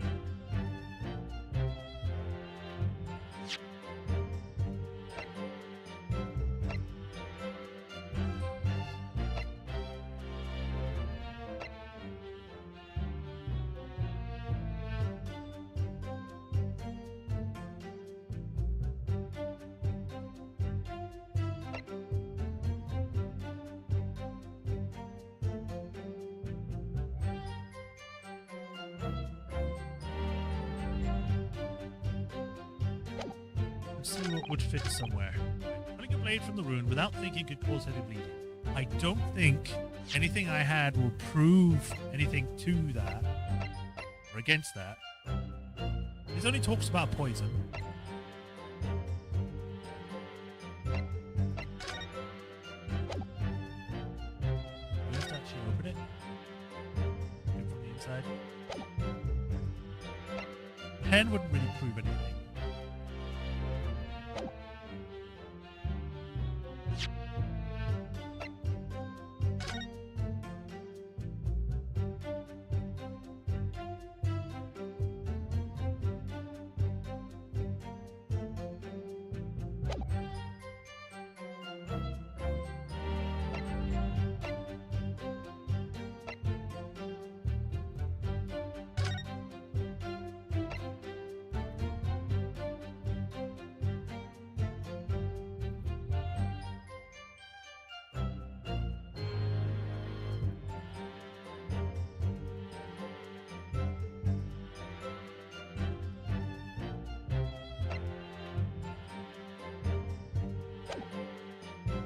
I mean, I guess this could do it. Objection! No. But what about the witness's last statement there? Well, the question is, counsel, what about those wide eyes of yours? Well, all right, I'll just need to try to remain calm and examine the evidence again. No, you don't. That was very quick.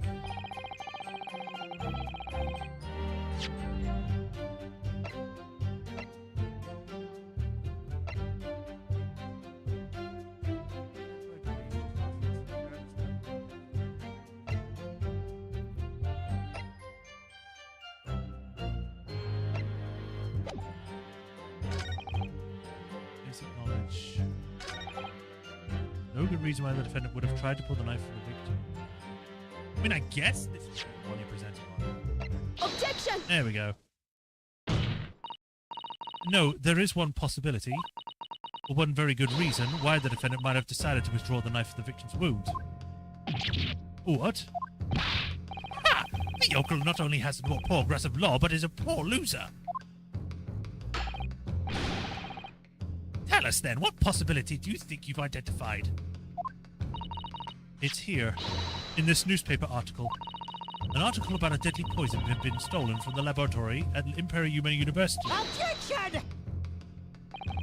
The victim perished from a stab wound. Poison has no relevance in this case.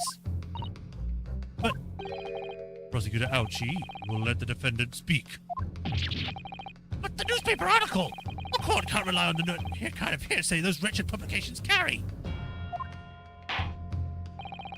Counsel for the defense. I am going to need some tangible basis for your claim. You will indicate to the court precisely what part of the newspaper article mentioned affirms your assertion. Your Excellency! Yes, of course. Thank you. Gray would never have done something further to endanger Miss Brett's life without just cause.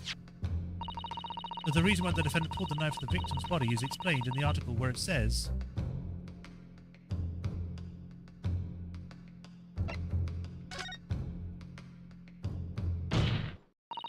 The article reveals the following property from the poison in question. When the toxin entered the bodies on a knife laced with the poison, it rapidly absorbed and causes death in minutes. Are you suggesting if the knife used to attack Miss Brett was laced with the very poison, it would explain why the defendant, Mambi-san, remember me, would have withdrawn the blade as soon as possible? Yes, the truth is, it was an attempt to stop the poison from entering the victim's body. What? Objection! This is a peanut of nonsense. Not at all. The defendant withdrew the blade from the victim's body not to accelerate the woman's demise, but to save her life, and the prosecution cannot deny the possibility. Have you not read the post-mortem report? The cause of death was hemorrhage. The word poison appears nowhere in the document. Well, that's because by acting quickly to remove the blade, the defendant prevented the poison from taking hold. Objection! Oh, please, this is clear desperation. The weasel's last breaking of wind. Poison has nothing whatsoever to do with this case, as I believe the defense is well aware. We have no proof that information in this wretched newspaper article is at all reliable anyway. In that situation, what the student should have done is wait for medical assistance to arrive. But instead, you claim she suspected poisoning and took the potential lethal decision to remove the blade. She must have had a strong reason for her suspicions then, or the argument makes no sense. Exactly. Well put, Inspector. On what grounds did she do it, yokel? Why did Ray suspect the poison was involved? If you want grounds, I'll give you grounds. What? You can't possibly... From your expression, counsel, it would appear those are not empty words. But naturally, as you stand in this courtroom as a lawyer, you must be aware. The words alone, empty or not, are not of no value in our modern justice system. The court demands evidence. Yes, Your Excellency. I'm well aware of that. I've seen it many times from my place at his side in Old Bailey. Always going back to him. I think she likes him. In that case, counsel, you will present the proofs to the court now. What evidence demonstrates a clear link between the case of the poison and his victim? I believe it says it in here.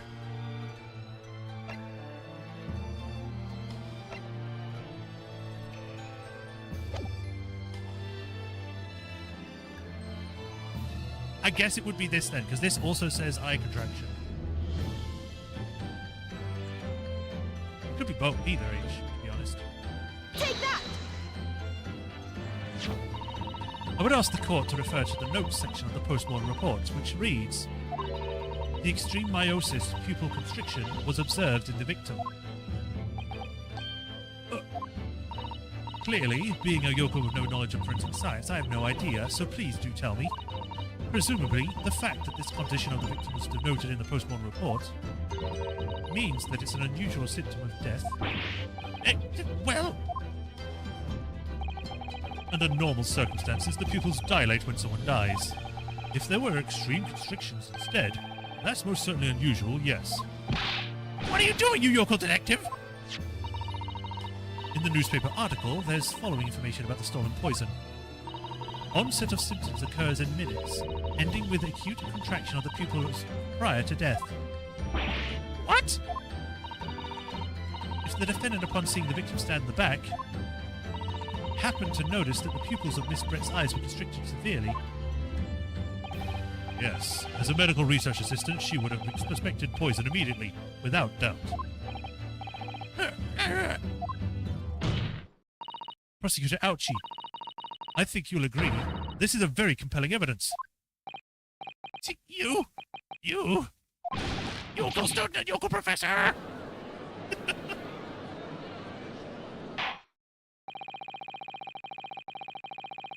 I believe that the defense has expertly demonstrated a credible reason for the defendant's actions. No. Eugene Migotoba? Yes, Your Excellency. I believe you are placed here to confirm or deny the veracity of the defense counsel's argument. You will tell the court the truth about the details reported in this newspaper, please. When he says it like that, that means he's not asking, he's telling you to do it. It pains me to have to admit it, but I'm afraid I don't know. You don't know? The toxin was kept under lock and key in my laboratory, certainly, but I was unaware of any theft. Do you mean to tell the court the reports of this theft are unfounded? No, Your Excellency. Without returning to the laboratory to investigate myself, I couldn't say. Ha! Listen to the bumbling academic. Unaware of the theft of secret stage research from his own workplace until he reads it in a newspaper. I take full responsibility for the incompetence of my supervision. Father. A pitiful situation for a university professor. Oh, shut up.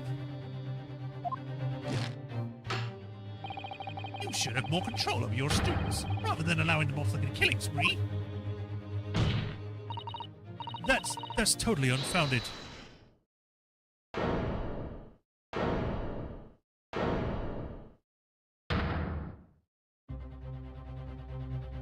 She broke onto the stand. None of this is Professor Mikotoba's fault. It's all my fault. Ray? Mami-san, you stand accused here. Outbursts like this will not be tolerated. But it was me. I was the one who noticed that the poison we were developing had been stolen that day. What? So you knew? I'd been placed in charge of overseeing the project. It was the day that the professor and Suzaki-san were interviewed together for the newspaper. That's when I noticed that some of the poison was missing. Just a tiny amount it was. Why didn't you let me know immediately? I was scared. The whole project was supposed to be confidential, but some of the toxin had somehow been taken. So I decided I'd try to get it back before anyone else found out. Because I was a very good idea who the thief was. The thief? You don't mean? Yes, of course. It was the dainty English woman. Miss Jezebel Brett. That's why I decided to join the little group of people going to the seaside. Inside the beach hut, I confronted Miss Brett. But she just sat on a stool at the back of the hut, smiling sweetly at me as if she knew she was untouchable. I know it was you who stole the poison! I can't remember what voice I gave her before, so I'll just give her a posh voice. Well now, whatever do you mean? And then she suddenly got to her feet, before falling to her knees in front of me and then collapsing on the floor. That's when I saw the knife in her back. I couldn't understand what had just happened. And then, a moment later, I was seized with fear. The pupils of her eyes they'd shrunk to tiny pinpoints. I don't believe it. In other words, you realize that the victim was suffering the effects of the stolen poison. My mind started racing up, my race started minding. I hadn't seen anything past Miss Brett's lips whilst I'd been out with her, which left only one possible way of the poison to have entered her body. On the blade of the knife in her back. And that train of thought was spurred you into withdraw the blade. Yes, if the amount that had entered the bloodstream was small enough, she might still have a chance. And that's what I'd hoped. Really, I'm so sorry for staying silent all this time.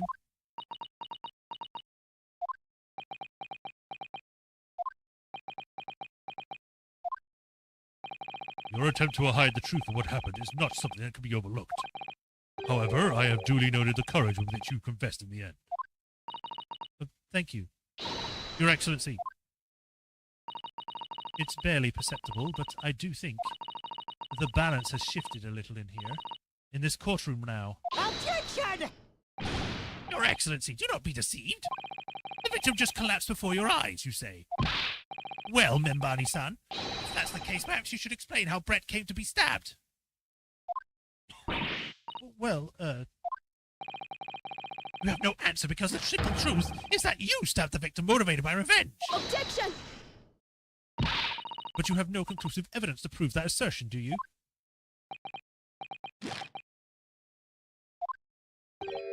Oh, I have evidence, and it is very much conclusive. Well, what's this prosecution counsel up to? It was brief, but he hesitated for a moment there. I'm almost sure of it. You will produce the aforementioned evidence at once, Prosecutor Aochi. Perhaps some praise is due, young local student. What? I don't know why I said it like that, but yeah. I had imagined there would be no need for me to submit this evidence. But you brought this on yourself.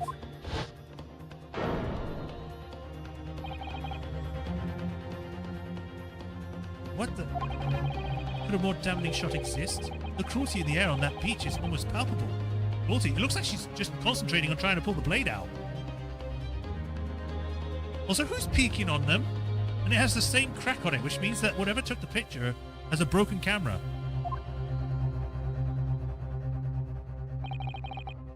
This evidence, more than any other, reveals the true nature or extent of the accused's murderous nature. For it shows the precise moment that Manbabi-san plunged her dagger into the victim's back. No, that's not true, no. I don't believe it. Ah!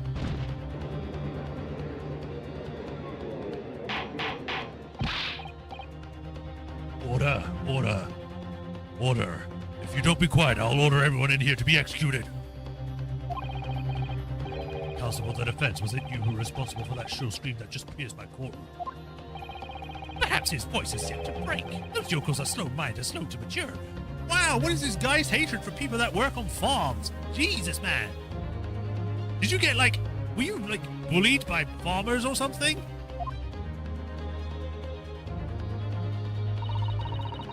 I'll show you slow to mature. Careful now, Susato is starting to show her face here. It is often said that A picture is worth thousands of words, and here we have ample proof. The court will accept this extremely cogent photograph print as evidence. It's probably not. It's probably, well, the victim's taken played out. I can't believe he's had a photograph like that up his sleeve this entire time. It's such a stark image, I'm genuinely lost for words. Wait a minute, I don't understand. How did you... I mean, who took that photograph? Ray. Objection! That's of no importance here. Stop trying to divert attention. Oh, Objection! that's an absurd thing to say. It's crucially important. Whoever took this photographic print was a witness to Miss Brett's death. The court must be allowed to hear this person's testimony. Ah! I will uphold the defense's demand. The prosecution will reveal the identity of the person responsible for taking the photograph at once. Well, I'm afraid I can't do that. Pardon? You see, this print arrived at the Imperial Police Bureau headquarters by express post yesterday. But there was nothing to indicate the sender's name or address. The provenance of the print is unknown. Goodness. Are we to understand then, Counsel, that in full knowledge of the fact that this photographic print has the murkiest of origins, you nevertheless believed it fit for submission as evidence in Supreme Court? When you first produced that print before, I noticed that you hesitated for a brief moment. Because you knew that it wasn't completely reliable evidence, did you? Didn't you? Silence, you yokel student of blabbering professor!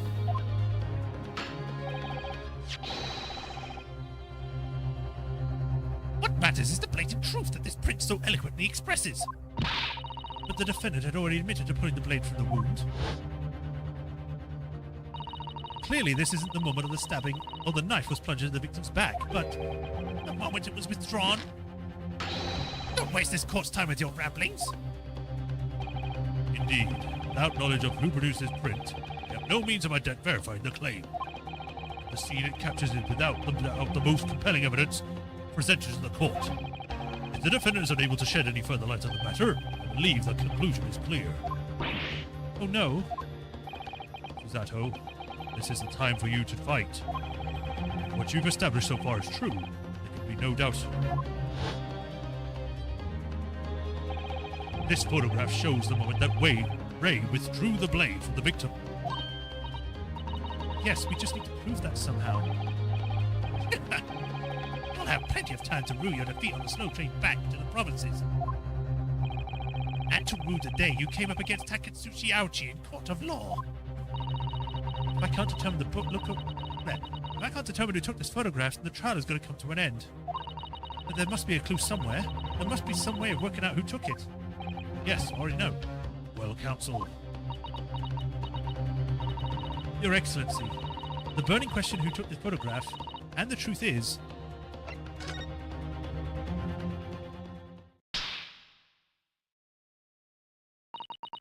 This isn't about whether I can or can't come up with an answer now. I simply have to. The identity of the person who took this dramatic photographic print is, I assure you, something the defense can and will reveal. What? No, you can't possibly.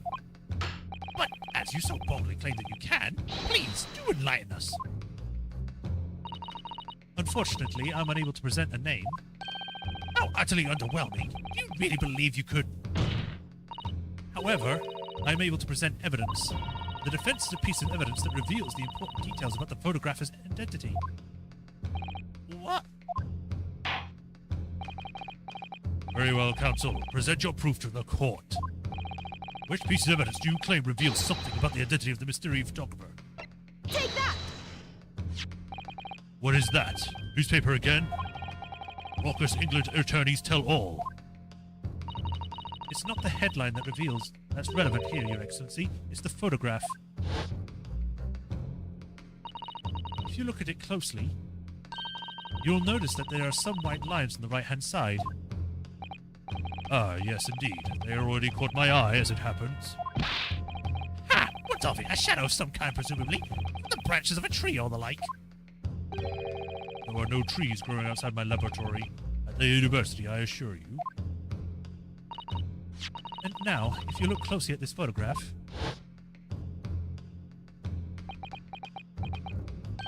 Good gracious! Yes, exactly the same pattern of lines is present on this photographic too. Objection! Well, that tells us nothing. Ha! Yes, it's a shadow of some kind, definitely, from the branches of a tree. And that wouldn't be any trees growing outside a hut at the Crete Council. What's quite remarkable about it is that the two patterns are absolutely identical. How could such an extraordinary similarity ever transpired? The curious matching pattern that appears on both photographic prints is a result of a camera defect.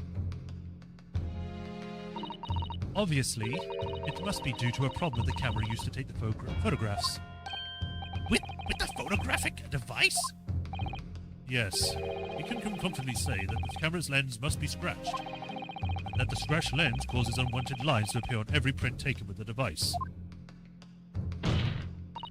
In short, the 2 photographs under consideration here were taken with the same camera. But there must be hundreds of such camera devices here in the capital. It would be utterly impossible to identify the owner of this particular one. Objection! I think you're forgetting, Prosecutor Ouchie, that one of the photographs featured in a newspaper article.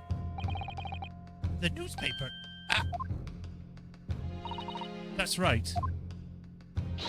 The author of that article is the mystery witness to this crime. What? Wah! Minimimo, whatever that says.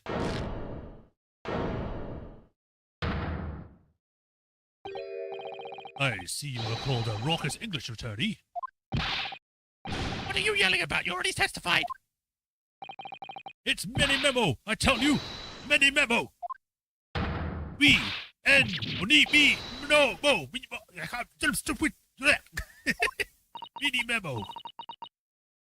So Zeki-san, what was that? Did you say many memo? Ever since I returned to Japan, a reporter from the Shoyu News has been hounding me, following me every move. A reporter by the name of Rayton Many Memo. Yes, that hounding me from dawn till dusk.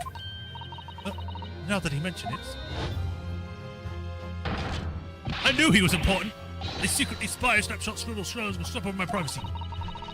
Could that same reporter be a camera to the left of him, a notebook to the right? There I am, stuck in the middle with Rayton Many Memo. So you're saying that this picture was taken by Many Memo? Yes, my lord, your excellency, Esquire. Officer, I don't know why I went a lot more aggressive with that. Find that newspaper reporter at once and bring him to my courtroom. We will adjourn for a short recess in the meantime. Oh, yes, your excellency. As you say, Your Excellency. And one more thing. I want this knife, the murder weapon, examined for traces of poison. We'll solicit the assistance of the Imperial University's medical department for the task, because otherwise we won't be able to detect it. Understood?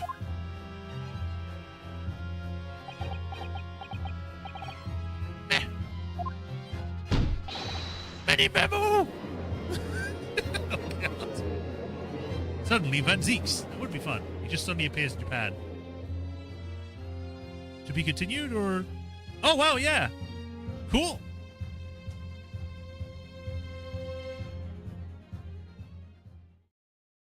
This is the halfway point where if you want to stop, I was going to check the time, just in case.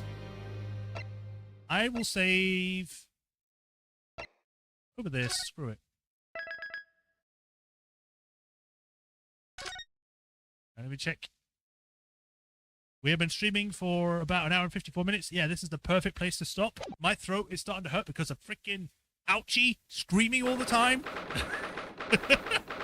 Like, out of every character, his voice is probably one of the hardest ones to do because he's consistently, that's always his voice, no matter what era or what game we're in. Don't save because we just saved. Yes. All right, we shall pick this up on Thursday. This is fun. Like, already, the game is already starting out with a kicker. The fact that we're playing as Susato and she's dressed up as, like, a male lawyer in Japan is kind of cool. Like, I think she actually looks pretty good in the uniform. Not to say that she didn't look good before, but in the outfit, she looks kind of cool. She should keep it for the rest of the game. But, yeah. So, I'm looking forward to seeing what we can get out of this, like, what happens next. I'm wondering why they don't do the whole, like, talking with the defendant first, so then we can get their point of view, what they think that happens, and then we have more information. I guess it's more just so then when it's revealed, it's more of like a, oh! Or, when we figure it out. But, yeah, so far this has been great. That's not to say that the first game was bad, but this first case for the second game is already starting out swinging, so I'm interested in seeing where it goes. But that is it for today. So thank you all for watching. I hope everyone enjoyed. As I said, I'll be back with this on Thursday tomorrow I'll be continuing Dying Light, and I might actually finish it tomorrow, so be sure to tune in for that. And if you have not already for today, remember to like, follow, subscribe, do the bell notifications so you know when our next stream. If you help support me, there's links to Patreon and tips. And if you do become a patron, you get your name out of the patron list here, where I'll give you a shout out at every stream, like I do with Hiro Kuni, the Swordmaster 37, Raffletron 2000. I thank you for the continued support. I greatly appreciate you all. And we start out dressing up in opposite outfits. And yeah, I'll be back tomorrow with Dying Light, or if you're not tuning in for that, I'll see you all Thursday. So until then, you'll take care. As usual, have a nice rest of the day, and I'll see you either next stream or the next stream. Till then, bye everyone. Bye Baloroth. Bye Rapatron. Thanks for stopping by. It was great to see you all. Might not be able to make it. That's fine. That's fine. The stream recordings will always be there, so you can catch up with that, and always leave comments on those if you want to. But yeah, until next time, you'll take